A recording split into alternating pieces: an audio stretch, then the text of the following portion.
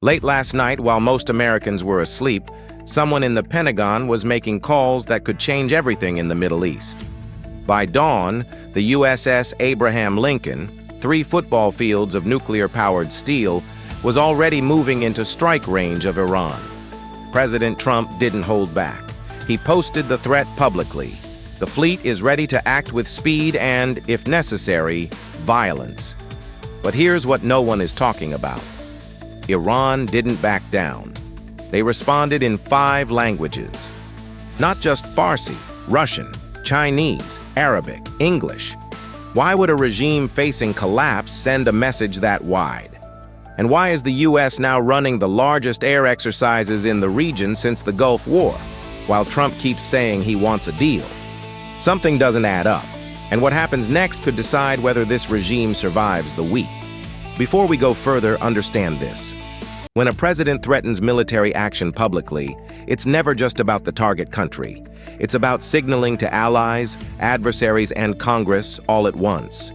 Every word Trump posts is calculated, not for Tehran alone, but for Beijing, Moscow, and European capitals watching to see if America will actually pull the trigger. Here's what we know for certain. Early this morning, President Trump posted on social media, "A massive armada is heading toward Iran, moving quickly with great power, enthusiasm, and purpose." He wasn't exaggerating. The USS Abraham Lincoln, a Nimitz-class nuclear aircraft carrier, is now in the Persian Gulf. It's not just a ship, it's a floating military base, 90 combat aircraft on board, destroyers flanking it, a nuclear submarine traveling beneath. This is the largest naval force the U.S. has deployed to the region since Venezuela. Trump's message was direct. "I hope Iran comes quickly to the table and negotiates a fair deal without nuclear weapons. Time is running out." Then came the warning. "As I told the Iranians, make a deal." They didn't. And there was Operation Midnight Hammer. Great destruction in Iran. The next attack will be much worse. That's not diplomatic language, that's a countdown. But Iran's response? That's where this gets uncomfortable. Within hours, Iran's mission to the United Nations fired back. They said any attack would be met with an unprecedented response. Not just a response, unprecedented. Then came the second message. A representative of Iran's supreme leader posted a warning in 5 languages: Persian, Arabic, English, Russian, and Chinese. The message was clear. A limited war will not be possible. Israel will be targeted in the case of any military action. Why 5 languages? Because Iran isn't just talking to Washington anymore. They're signaling to Moscow and Beijing. If the U.S. strikes, this won't stay regional.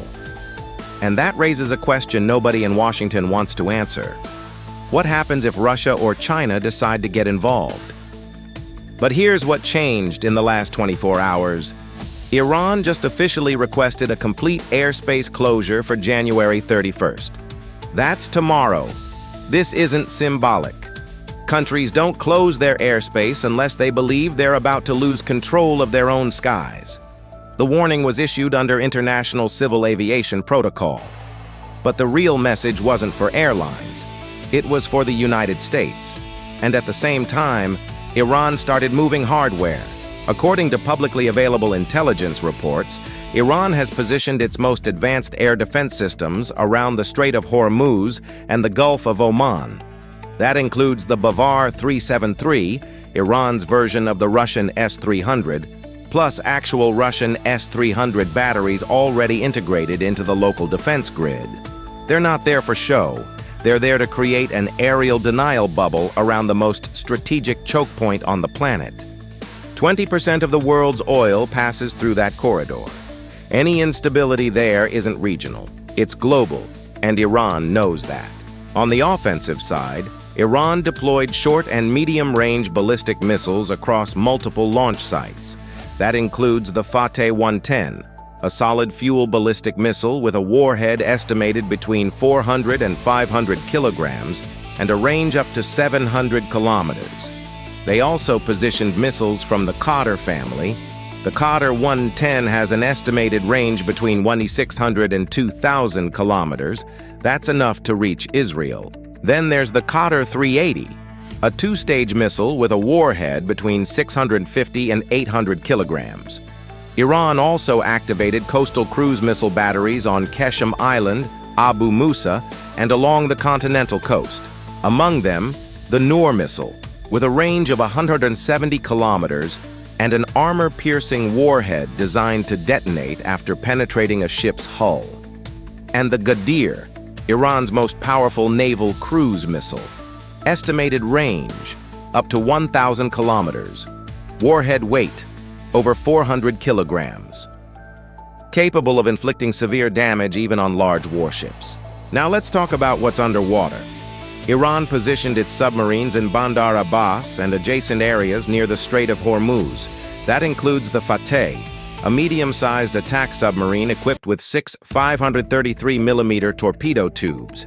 It can launch heavy torpedoes, naval mines, and anti-ship cruise missiles while submerged. Next to it, Ghadir-class submarines. These are small, silent, dwarf submarines, extremely difficult to detect in shallow water. They're armed with torpedo tubes and naval mining capabilities. These submarines aren't built to fight fleets in open water. They're built for ambushes in maritime bottlenecks. And the Strait of Hormuz is the perfect bottleneck. Add to that swarms of Shahed family suicide drones positioned on islands and coastal bases, ready to saturate naval and air defenses. The goal isn't to win technologically against the United States. The goal is to raise the cost of any operation, to force attrition, to create political risk, to trigger global economic impact. And that's exactly what makes this scenario so dangerous. Here's what the United States is doing in response. Even before any public decision, the U.S. deployed strategic intelligence assets to the region. That includes RC-135W aircraft, extremely rare platforms responsible for collecting electronic signals, communications, and radar emissions. The U.S. only has a handful of these aircraft. When one is deployed, it means the intelligence-gathering phase has entered its final stage. U.S. forces also positioned KC-135 tankers, used for aerial refueling and advanced systems operator training. And Patriot air defense batteries have already been installed at bases in Qatar. Satellite images confirm operational deployment. This indicates the U.S. isn't just thinking about attacking. They're preparing to defend against a possible Iranian response involving ballistic missiles and drones, something that already happened on a significant scale in 2025. And then there's the aircraft carrier. A carrier strike group isn't just an aerial platform, it's a mobile center of power. It can launch dozens of sorties per day. It operates fighters, early warning aircraft, electronic warfare systems, and it maintains continuous presence without depending on authorization from host countries. When it's positioned under the direct responsibility of U.S. Central Command, the message is clear. All options are on the table. But here's the twist nobody's talking about. An aircraft carrier alone doesn't overthrow a regime. It's part of a bigger machine. What's being assembled right now is the final phase: data collection, target identification, defense assessment, and reaction calculation. If there's an attack, it won't be improvised. And it won't be a symbolic gesture. It will be designed to blind, paralyze, and disorganize. This is where someone like Marco Rubio becomes critical. As Secretary of State, Rubio doesn't just negotiate treaties. He builds coalitions, coordinates sanctions, applies financial pressure through banking systems, and works alongside intelligence agencies to shape outcomes before military force is even considered. When Rubio testified to Congress this week, he made it clear. The U.S. is not interested in another endless war, but that doesn't mean they're not preparing for regime change. Now let's talk about timing. Trump has about 19 days. Either he acts before February 17th, or he doesn't act at all. No American president starts a war against a Muslim country during Ramadan. That would be a global diplomatic disaster. And Ramadan starts in mid-February. So the clock isn't just ticking, it's sprinting. Here's what's happening right now. The U.S. Armada is already in motion toward Iran. Qatar, Jordan, Kuwait, and Saudi Arabia are all on high alert. Israel is running exercises for a real, fast war. Trump talked about deterrence. He talked about speed and violence. Negotiations failed. The U.S. demanded that Iran abandon uranium enrichment, cut ballistic missile production, and stop financing proxy militias. Iran discussed nuclear issues, but they said no to missiles. And after that, Washington stopped responding.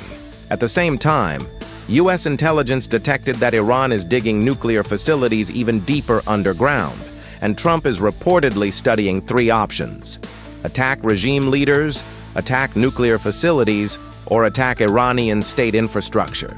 But here's the most dangerous turn. Iran will not back down. Parliament maintains authorization to close the Strait of Hormuz.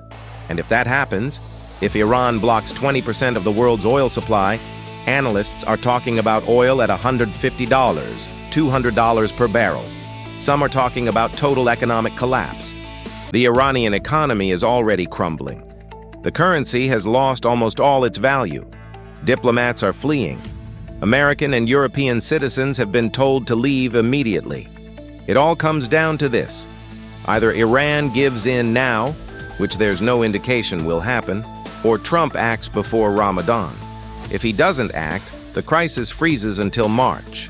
The next 2 to 3 weeks will decide whether the world goes to war or just postpones the inevitable. And while the United States, Arab countries, and Israel surround Iran from all sides, Europe just crossed a historical line, and Iran knows it. For the first time, the European Union unanimously decided to classify Iran's Revolutionary Guard as a terrorist organization. It wasn't one isolated country. It wasn't external pressure. It was all 27 member states speaking the same language. This completely changes the game. The decision was announced by the EU's head of diplomacy with a phrase that sounds like a political sentence: "The repression will not go unanswered." The message is aimed straight at the heart of the Iranian regime, the regime that has killed 50,000 Iranian citizens. The Revolutionary Guard isn't just a military force. It's the pillar of power, the arm that represses protests, finances militias, and supports the regime from within and outside. By officially calling it a terrorist organization, the European Union authorizes asset freezes, travel bans, personal sanctions, and international isolation of anyone linked to this structure. And notice a crucial detail. France and Spain, countries that previously resisted, changed their position. This reveals that something broke behind the scenes. The full reading is simple. The political siege is closing. Diplomatically, this decision pushes Iran into an ever-shrinking corner of the international chessboard, at exactly the moment when the United States expands military presence in the region. This isn't coincidence. It's strategic synchronization. Here's something else nobody's saying out loud. If regime change happens in Iran, it reshapes the entire region, and it hands someone a massive foreign policy victory. In American politics, that kind of victory doesn't just boost approval ratings, it builds presidential credibility, it creates donor confidence, it positions someone as a serious leader on the world stage. And in the lead-up to 2028, that kind of positioning matters. Early primaries, endorsements, media narratives. It all starts with moments like this. So where does this go from here? If the protests continue and the regime keeps killing civilians, Trump has three choices: act, negotiate, or walk away. If he acts, the Middle East could explode. Iran hits back, oil prices spike, the conflict spreads. If he negotiates, he risks looking weak, backing down after making public threats. If he walks away, he loses credibility, and every adversary watching, from Moscow to Beijing, will take note. But here's the real question. What if the regime doesn't fall? What if Iran weathers the protests, crushes the opposition, and survives another decade? Then the US just deployed the largest naval force in years for nothing. And that's the calculation happening in the White House right now. The USS Abraham Lincoln is in the Gulf. The air exercises are underway. Trump has issued the warning. Iran has closed its airspace for tomorrow. Submarines are positioned. Missiles are active. Air defense is online. Europe just declared the Revolutionary Guard a terrorist organization. And Trump has 19 days before Ramadan begins. The most dangerous spot on the planet right now isn't a capital. It isn't a land border. It's a narrow maritime corridor where 20% of the world's oil passes through. And both sides just moved into position. What happens next? Whether it's a strike, a blockade, or a deal nobody saw coming, could reshape the Middle East for the next generation. The clock is ticking, and someone, somewhere, is about to make a move.